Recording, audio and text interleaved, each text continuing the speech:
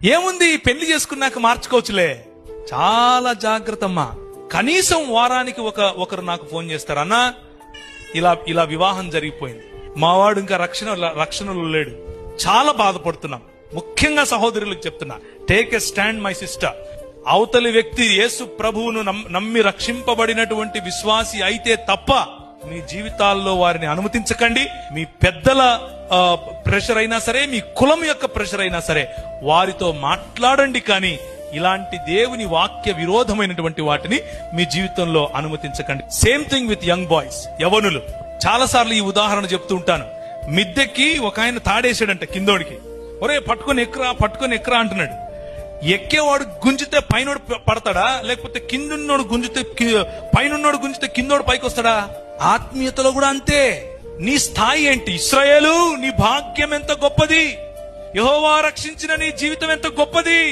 అలాంటిది తీసుకుపోయి నువ్వు ఎవరికి అట్టు పెడుతున్నావు? రాజైనా ఆహాబుతో వియ్యమందుతావా? యువర్ బిజినెస్ పార్ట్నర్షిప్ ఎవరితో ఉంది? మీరు ఎవరితో వియ్యమందుతున్నారు? మీ ఇచ్చిపుచ్చుకోవడాలు ఎవరితో ఉన్నాయి?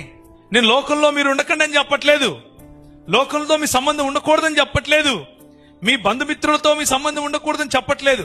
కానీ మీ కుటుంబాలను నియంత్రించేంతగా వారిని లోపలికి రానివద్దు. మీ కుటుంబాన్ని, మీ ఫెయిత్ ను నియంత్రించేంతగా వారి ఇన్ఫ్లుయెన్స్, వారి యొక్క ప్రభావం, అది కులమైనా సరే, అది మతమైనా సరే, అది ప్రాంతమైనా సరే, భాష అయినా సరే, ఏదైనా సరే, బంధువర్గమైనా సరే, let nothing control your faith in the Lord Jesus Christ. యేసు క్రీస్తుతో మీకున్న సంబంధాన్ని ఇవేవీ కూడా నియంత్రించకుండా ఉండేందుకు మీరు సిద్ధపడాలి.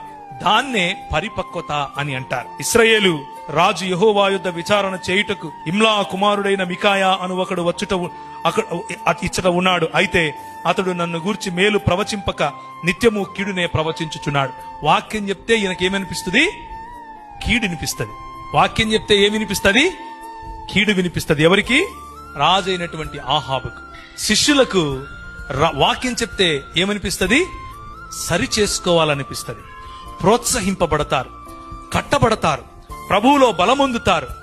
కానీ దేవుని ఆవరణమును రుచి చూడని వారు, దేవుని రక్షణ సువార్తను రుచి చూడని వారు, పరిశుద్ధాత్ముని యొక్క అభిషేకమును పొందినటువంటి వారు, దేవుని వాక్యములో ఉన్నటువంటి రిప్రోచ్, దేవుని వాక్యములో ఉన్నటువంటి కరెక్షన్, దేవుని వాక్యంలో ఉన్నటువంటి ప్రోత్సాహం, దేవుని వాక్యంలో ఉన్నటువంటి బోధ విన్నా కానీ వినని వారుగా ఉంటారు.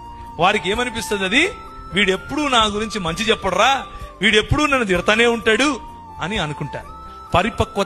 పరిపక్వత లేమికి ఉన్నటువంటి తేడా ఇది.